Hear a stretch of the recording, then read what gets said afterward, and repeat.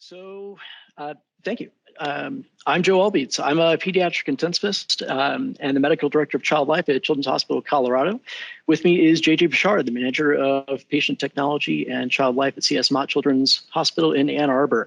And this talk is going to be not a one-person program, building collaborative teams. We're going to plan on questions at the end, like Chris was just saying, depending on time. Go ahead and place in the chat, raise your hand like he said. So, welcome to the symposium. That talk by Dr. McGonigal was just outstanding. And thank you again, Dr. McGonigal. I can't wait to review that. So looking at the attendees list, we have over 100 attendees right now. We have people from multiple countries. This is a wonderfully diverse group, unified by the work in gaming-related technologies in the healthcare setting. This is a group that recognizes that play is of critical importance to every child's development, their ability to cope, but that play can be the most difficult to do when it's needed the most. Supporting and restoring play is a core aim of child life specialists who use a wide array of tools to serve this mission, including the use of commercially available technology. And we see a wide variety of other visionaries throughout the healthcare space who are attempting to use this technology to enhance the care of children. The clinical promise of gaming-related tech has been an area of study for decades, as Dr. McGonigal was just covering, with some of her work and that being done at Cedars-Sinai, Boston Children's, among many others leading the way. But as the capabilities and diversity of the tools available to us grows, the ability to understand, choose, and deploy this technology in a safe and effective manner at scale has become more difficult, not necessarily easier. We want all children to be able to benefit equally from the promise of these technologies and all the healthcare systems to be able to adopt their use where appropriate and have it be an asset, a force multiplier, not a burden or a luxury. This is not the first time this kind of challenge has arisen in medicine. As fields become both deep and broad, new roles arise not to replace existing roles, but to complement them. From my own experience in the ICU, I think of ECMO specialists, CRRT specialists, dialysis, for instance, respiratory therapists, PAs, and more. These are now essential roles. All of these roles had humble and diverse beginnings, from invested individuals to small programs to intramural partnerships, and eventually to recognized professions. That's the path I believe we're walking together, and this symposium is the next small step. We're here to learn from each other's experiences, to share our successes, our failures, and our vision for the future. To that end, JJ and I come from two of the larger and actively growing gaming-related tech programs. Take that back from you, JJ, sorry. And we'd like to share what we've learned so far about growing this kind of program. Thanks, Joe. Yeah, so we're going to start out just by kind of telling you a little bit about our own programs and how they've grown. I'm going to try to briefly sum up how the patient technology program started at CS Mott Children's Hospital. It was really a 12-year journey to get to where we are now. But how it really started was me as a baby child life specialist, just sharing my passion and my love for gaming with my patients and integrating that with all of the different types of distractions and interventions that I would do with those patients. This was even before I worked here at CS Mott Children's Hospital. I was very fortunate to attend a Child Life Conference where Mount Sinai and Lou were presenting about Lou's role as a technician specifically for their Child Life program. And I thought, wow, that's amazing. And ever since I saw that, I was pushing that at every hospital and every position I was at. I was really lucky a few years later to get a role as a rec therapist and a backup child life specialist in an activity room at CS Mott Children's Hospital, where we had a lot of, we were fortunate enough to have a lot of benefactors who were giving us lots of technology that I could utilize in different ways.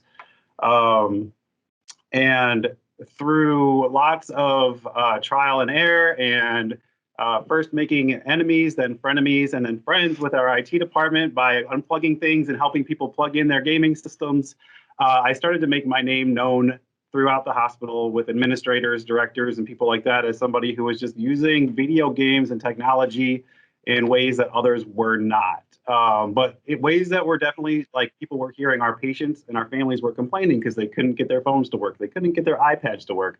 And they just wanted to play games.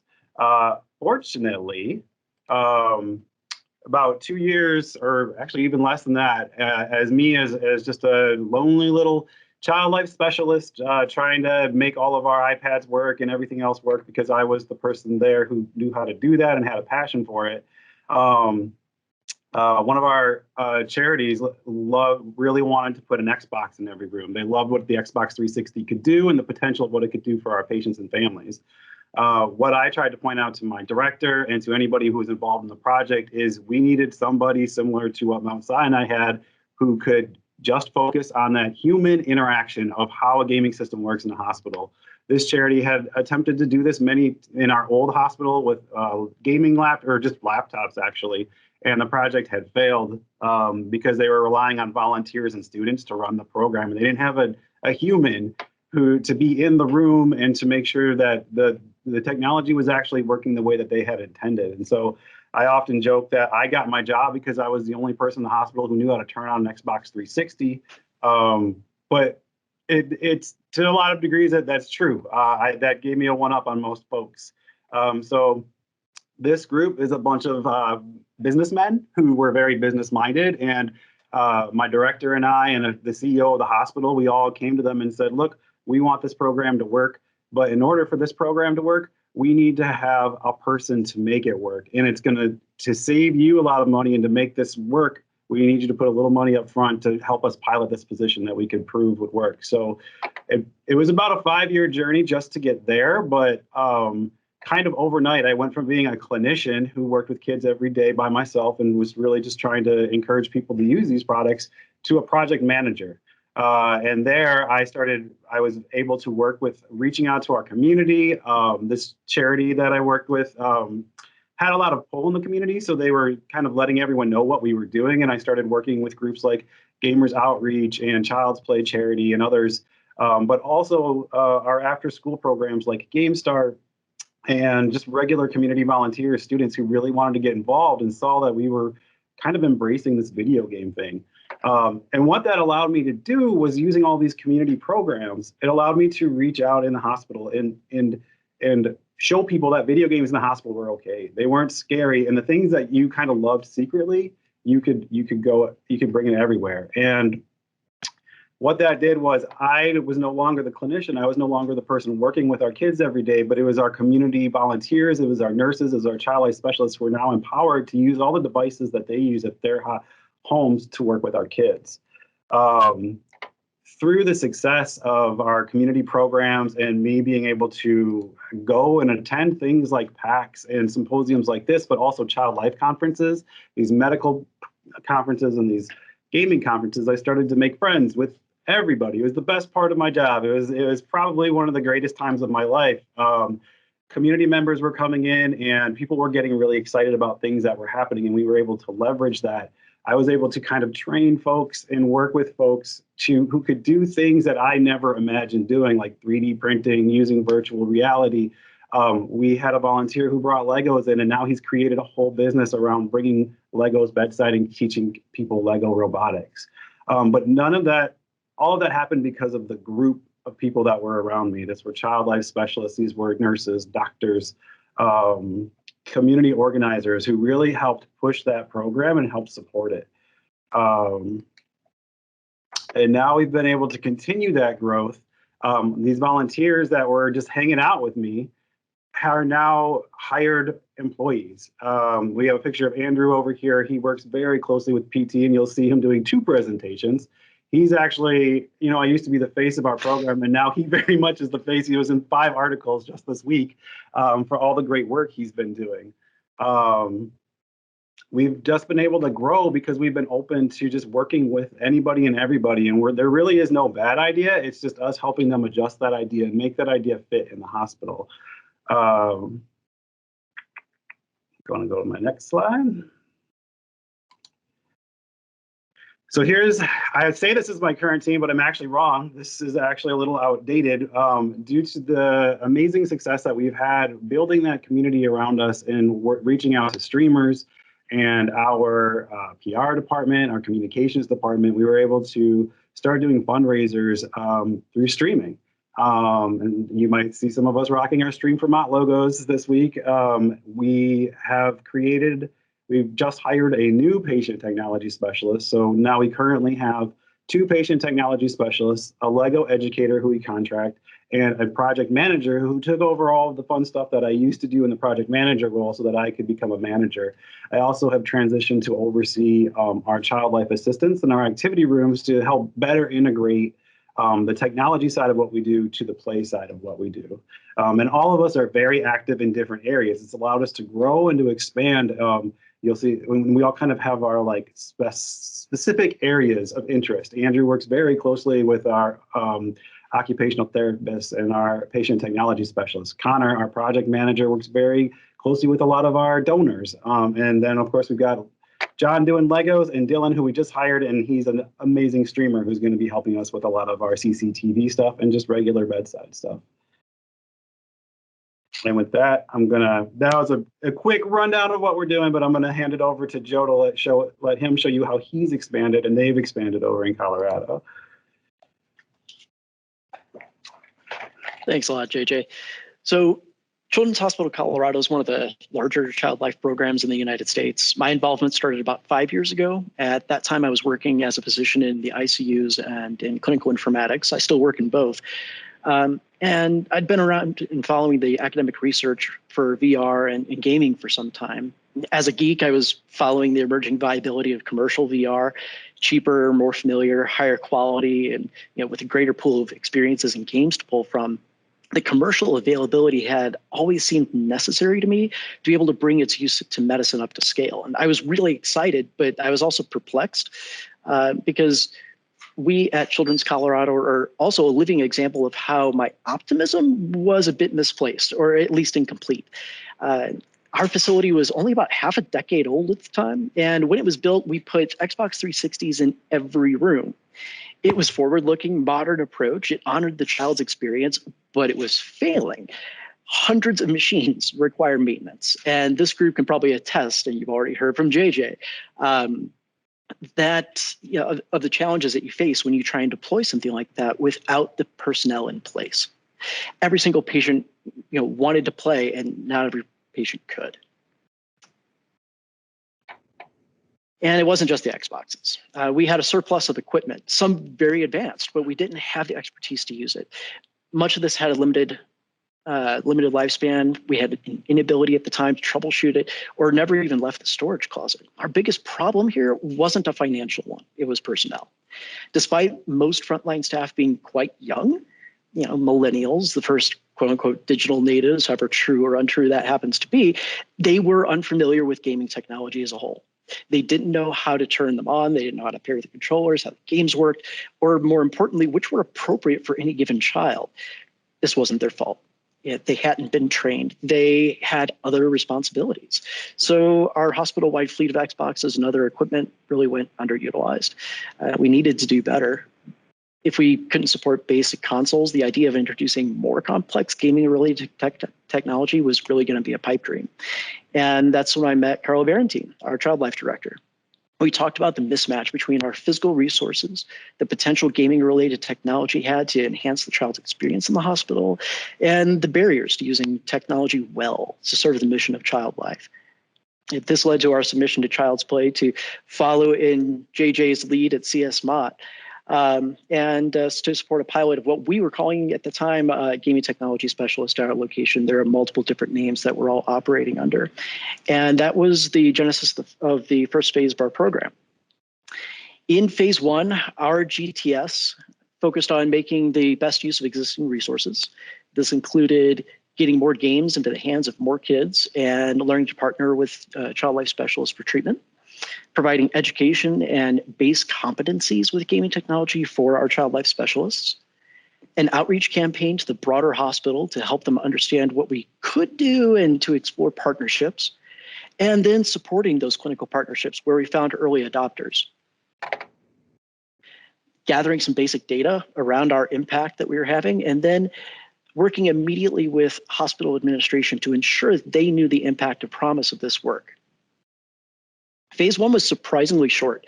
Within the first year, we were making good use of the resources on hand. We'd fostered several partnerships outside of child life, and that allowed us to enter what, in hindsight, really was phase two, where we were now positioned to really understand what was possible with the proper resources, to consider what we wanted to be able to do as a child life department and as a hospital that we couldn't yet achieve, and then to evaluate our program for deficiencies and opportunities. At this time, we began to see ourselves at the center of an expanding web of partnerships and projects. This included working with IT, the EHR, considering our impact with the technology backbone of the facility, taking advantage of opportunities that arose with commercial partners, a growing nidus of interest from a subset of philanthropic groups looking for innovative causes, the need for innovation and new intellectual property development, a clear synergy with our hospital academic educators, and enabling us to better use other technology that I tend to think of as being gaming adjacent, like 3D printing. We've been leaning into the idea, for instance, of using technology to put the patient back in control, but we wanted to put the patient in control of technology as well. Not just focusing on helping them deal with their illness and mitigating the impact of hospitalization, but really viewing their hospitalization as an opportunity for growth, for exposure to new ideas, new talents, and new opportunities in general, giving them an outlet for creative expression. Our 3D printers, a large stable of Sphero robots, cutting machines, and all of those are some of our most popular activities in our common tween zone. And the 3D scanners have opened up entirely new supports for our patients and families. One kid decided he wanted to see himself as Thanos eating popcorn. You can see that in the top center. You know, that was done and it was awesome. But it's really allowed us to capture significant moments for families and support our legacy program. The top left picture is the first time that that mom had had a chance to hold her child in over a month, and we were able to capture it and deliver that back to them. And at the bottom, we also were able to capture one of the last moments of a beloved patient who had been inspiration to our program. And then on the right, you see the beginning of an articulated 3D printed patient-designed Five Nights at Freddy's costume. This work was the genesis of our newly dedicated makerspace, which is supported by one of the largest philanthropic grants our hospitals ever received. And it's going to further reinforce the collaborations we've been cultivating and will likely result in additional dedicated, unique positions over time. All of this and more was done with one amazing, unbelievably talented gaming technology specialist. But that's a lot for any one person to be responsible for. And so we've created our extended reality program, which is still actively growing. In addition to our gaming technology specialist, we have dedicated hospital partners, including providers, nurses, our Center for Innovation. We have members of the Child Life team with unique skills and interests. We have a dedicated research team that you'll be hearing from later in the symposium. Myself as the medical director for Child Life, and our newest addition, Bree Schoen, who is our gaming technology developer, supported by Child's Play and enabling us to do in-house software development, including AR and VR, to meet the needs of our pediatric patients. And I'll hand back over to JJ. Thanks, Joe. So you just heard both of us kind of explain how we grew our programs, how our programs grew. But as you saw, we're similar hospitals in our size and our resources. But does that mean there's only one way to do things? Are there wrong ways to do things? Well, there's definitely not one right way. But there are definitely similarities. And on this, I see there's over like 90 people in this chat alone. And every one of you has a different hospital. You're in a different situation with different resources. So what we're trying to do is kind of show you this is the way that worked for us, and this is what we've learned along the way. We by no means expect everyone to do it exactly this way. But we want to share with you the tools that we've used to help us along the way.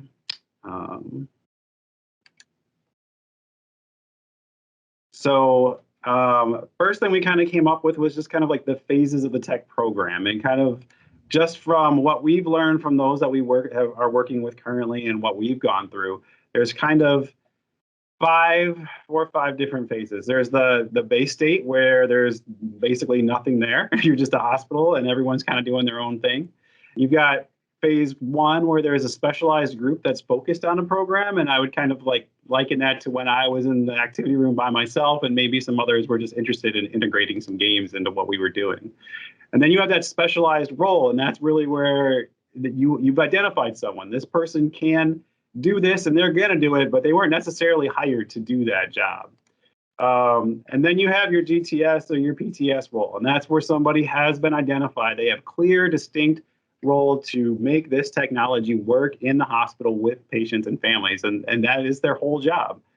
And then the golden goose, what we're all aspiring for, is a team. It's much like you have a child life team, a physical therapy team. You want to have a gaming technology specialist team with multiple types of positions and roles. And this, not everybody might need that. It just all depends on your hospital and what your needs are. But this is kind of the general path that we see a lot of groups going down.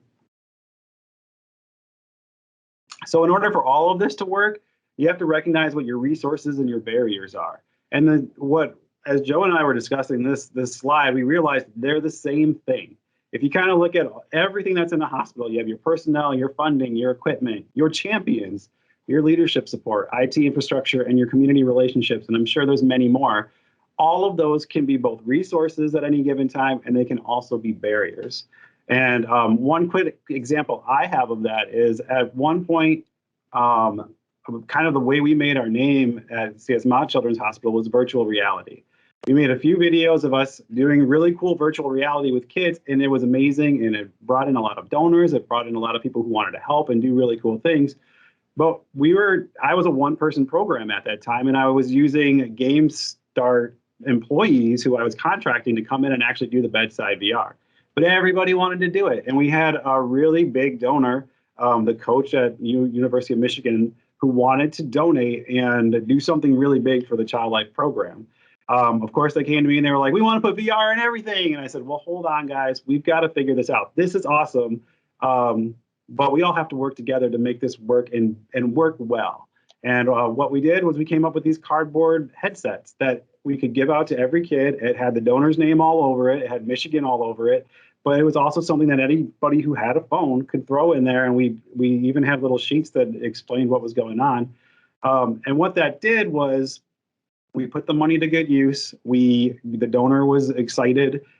Kids it kind of like made it more equal for kids so that more people could have that VR experience and actually have a little more control over it.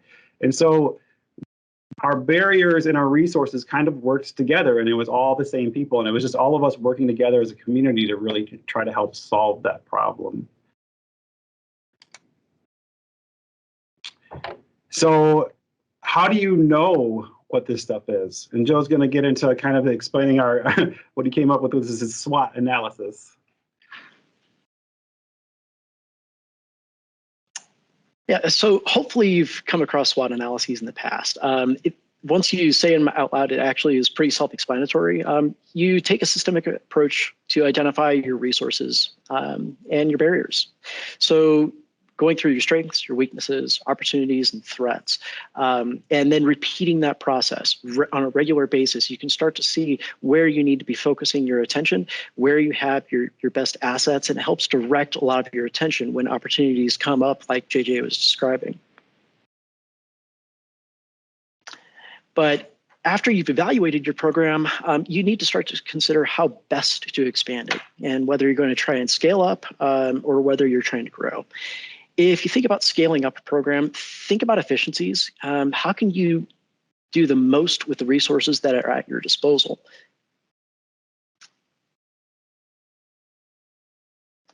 There we go. Once you've scaled up and you're using your resources at your peak efficiency, you'll have identified your limits, the reasons for those limits, and that will let you add your program and grow in a direction that will have the greatest impact. Do you need to have more equipment, more personnel, an additional sub-program? Obviously, these can happen simultaneously or for different areas within a program, but it's critical to have a clear idea of your intended goal if you're going to know what's appropriate and what's going to set you up to be successful. So one of the things that will help you be successful is being ready to make your own luck, recognizing that all these resources that you've been building, at any point, you're going to have to fall back on them, but you might also have to pivot. One of our favorite quotes is, luck is what happens when preparation meets opportunity. And a great example of that for us was Pokemon Go. My program had been established for about 2 or 3 years when Pokemon Go came out. It came out over a weekend. I was sure I was going to have to go in and try and convince everybody that this thing was something we could do in the hospital. Showed up in my office and I had 11 messages on my answering machine saying, have you seen this Pokemon Go stuff? We want to use it. We want to do a big article about it. We know you're already making this happen. And our entire hospital rallied together to make it happen. But none of this would have happened if we hadn't had set everything up in the process, as far as just building the hospital's knowledge of how impactful gaming can be. And because of that, we were ready to go. We had hospitals all over the world saying, no way can you do Pokemon Go in here. And our hospital was actively identifying all of our Pokemon Go stops. And I had people calling me from all over the world asking, how are you making this happen? And I was happy to say it wasn't me, it was all of my collaborators who recognized the importance of this activity. And I'm really happy to say that because of this, Niantic actually just reached out to me last week and asked if they could do an event with us virtually from their area in California and hanging out with our kids playing Pokemon Go. This was something that I thought had died and we weren't really doing with for the last 2 or 3 years. And now it's getting like a little booster shot in the arm so that our kids can keep playing Pokemon Go even in their beds. I'm going to go ahead and object to JJ saying that Pokemon had died. I mean, right now, see if I can get that to focus. Yeah, level 41 trainer. So back off, JJ. So as we became more facile with VR here at Children's, we didn't just start our programs from scratch. Instead, we were looking to areas where child life was already involved with clear clinical targets that were difficult to achieve with any other modality. So for instance, in the PICU, we were striving to use less sedation, reduce delirium, but sedation holidays are difficult. So on the left picture, you see a patient in the PICU who was intubated and on a sedation holiday doing a meditation app in virtual reality. The oncology and anesthesia teams are trying to reduce the use of general anesthesia for routine and short procedures like lumbar punctures. This in the middle is a patient having a lumbar puncture done with virtual reality instead of general anesthesia. And then there are times that parents can't be with patients as they go to the operating room. This is particularly challenging with children with anxiety or developmental delays. And the patient on the right here, there are 2 pictures, was able to remain with his mother in virtual reality from pre-op all the way down to anesthesia. Focusing on opportunities like these are the fastest way that we found to implement with the lowest friction, and then to turn those participating departments into our champions. And that made our other more ambitious projects much easier. And like JJ said, sometimes you have to be nimble and willing to think laterally to meet the moment. I think everyone here is familiar with this virus. It's something to do with COVID. When this thing first hit, you probably also remember how hard it was to manage the PPE situation. We didn't have enough masks. We didn't have enough gowns. We didn't know how to properly protect the medical teams that were caring for patients at the time. All that was at a premium or unavailable. So we were able to use the resources that we already had to minimize the impact of that PPE shortage on the hospital at large and continue to help the patients by helping the larger hospital community. We used our telepresence robots to allow siblings who weren't allowed to go into the rooms anymore to still visit their hospitalized siblings and parents. We found, modified, tested, and produced hundreds of pieces of PPE, including masks and face shields, like you see our GTS Abe Homer demonstrating there in the center. And we supported the telemedicine program, which had explosive growth over a period of just a couple of months by designing and supplying camera covers to ensure patient and staff privacy. That's in the lower left there. That last project alone has made the use case for the facility to invest in a 6,000 square foot hospital dedicated 3D printing VR sim lab to be used not just for child life, but for the entire institution. These have been some of the examples of how our programs have grown. There's a lot of other directions, and your program story will and should be different from ours. But there are a few key lessons we've learned that should apply to really almost any program. First, our title is no accident. None of us are going to succeed alone. Your first step is to begin building and reinforcing relationships inside and outside your hospital. Next, from those relationships, find those critical partners who are going to enable you to achieve early wins with the resources that you have. And the entire time, be telling your story through patient care, through staff education, in-house media, word of mouth, but also through routine data capture, photos, videos. Carry media press releases with you and have anyone who's willing sign them. And then by doing presentations and publications like these. So we're telling you to do all these things, but you're probably sitting there like, well, how am I going to do that? So that's why we're going to hook you up with our gaming technology program toolkit. And again, this is adaptable. You can make it work for your hospital, but these are the things that we've found have been crucial for our growth. The first is a data collection. Your very first day on the job, or if you're hiring somebody to do the gaming tech position, you need to have something set up to collect data. And it could be something, and it's what it is for us, is a simple spreadsheet. It is the one key tool as a manager and as a project manager I've used to help or explain to everybody the dramatic impact each individual has as we hire them, including our volunteers. So what you see on the screen is kind of some key stuff that we've come up with over the years as to these are the things we need to keep track of, both who we see and who we don't see and why. And then also all of the things we do behind the scenes, because that's where people forget that is where a lot of our work is done, is behind the scenes. And it takes hours and hours to even figure out how to turn on an iPhone for some folks. So we got to figure it, we've got to really capture all of that data and present it to show how much money we're saving the hospital and how many patients we are helping.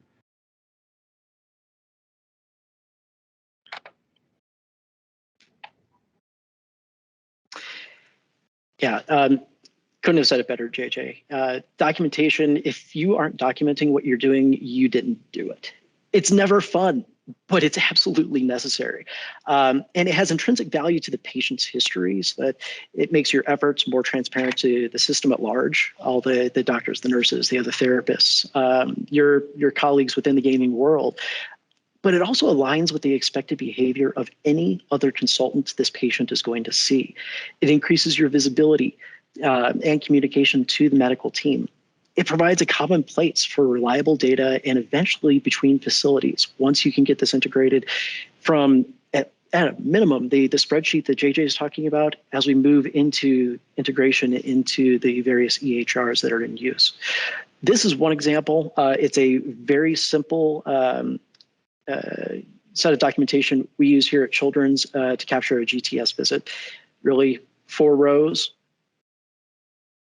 It goes in the chart, it's done, we can pull it from anybody. So I think the last real crucial part is just getting your message across, and that's your elevator pitch. And there's no great way to do an elevator pitch, but one of the best things is to know your audience. If you're trying to just tell a random streamer what you do, you want to just tell them we play video games to make kids feel better. And that catches them, you can get more into the weeds. But what I found being a child life specialist, a certified therapeutic rec specialist, and a patient technology specialist is that no one has any clue what that is. And my explanations are usually way too long. So I've tried to really kind of break down for you kind of like what I use is who I'm talking to and how I describe it. And then if they need more information, they'll ask for that. So those are my 3 elevator pitches right there, depending on who I'm talking to and how much time they have to hear me blabber.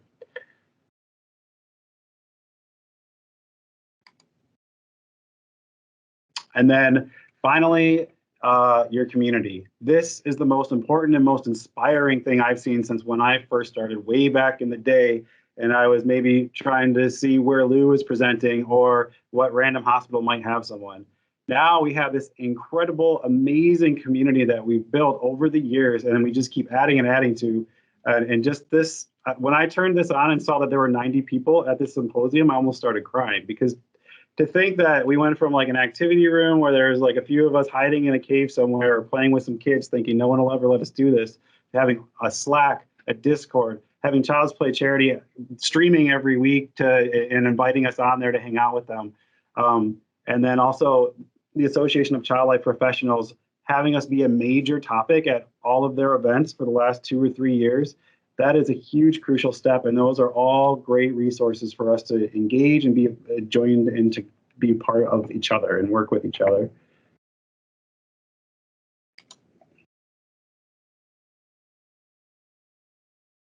So JJ and I want to leave you with a quick look at what we think the future for the development of the gaming technology profession and programs might look like. Once you've established, your program, where are we going to be focusing our efforts really as a larger community? Hospitals live and die by their policies. They're far more likely to follow a set precedent by another facility. We need to be creating and sharing our policies, procedures, and position statements. As these positions and programs mature, we need to identify what we have in common, where we are the most successful, and what makes us distinct from other programs, not other gaming programs between facilities, but other programs within a facility. How do you disambiguate yourself from just IT or from the volunteer programs, for instance? That's going to allow us to outline a standard job description and to cement an identity within the hospital community. We need to continue to use all of these resources at our disposal and create more as we go. That, I agree with JJ, is probably going to lean very heavily on ACLP to guide our development and firmly establish gaming technology specialists as a new and recognized profession within the healthcare. And with that, we are done. So we'll go over and are happy to take questions and engage with the comments. I did see somebody that said that the Discord invite that we put up was invalid. We'll check on that as soon as we can. I promise it was working shortly before.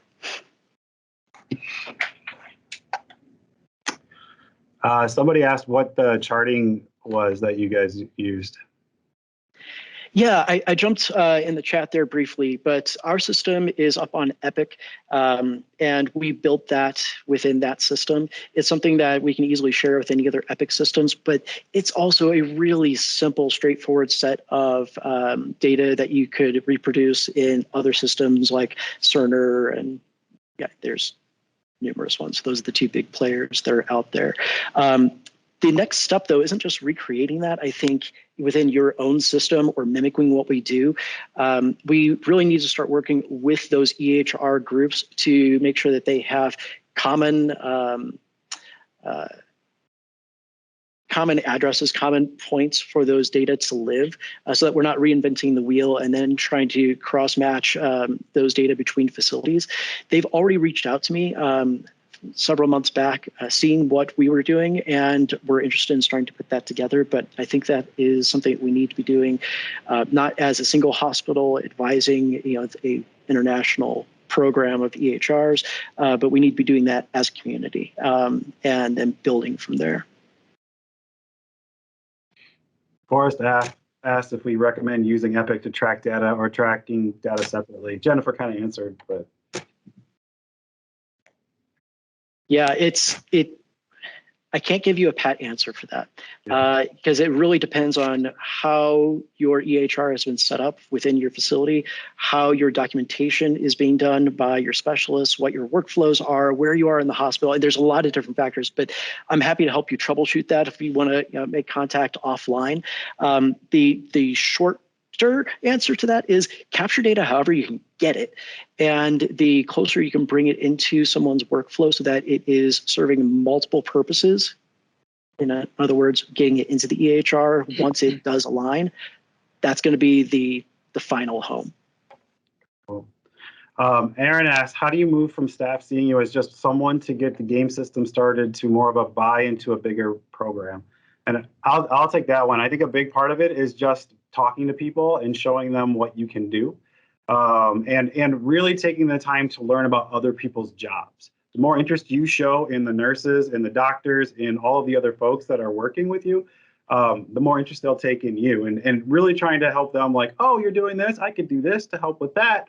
That really kind of helped me. And I think that's helped my staff a lot in building those relationships and helping people see them as more than just the person who brings the gaming system. See, we've got a hand raised from Patrick in Baltimore.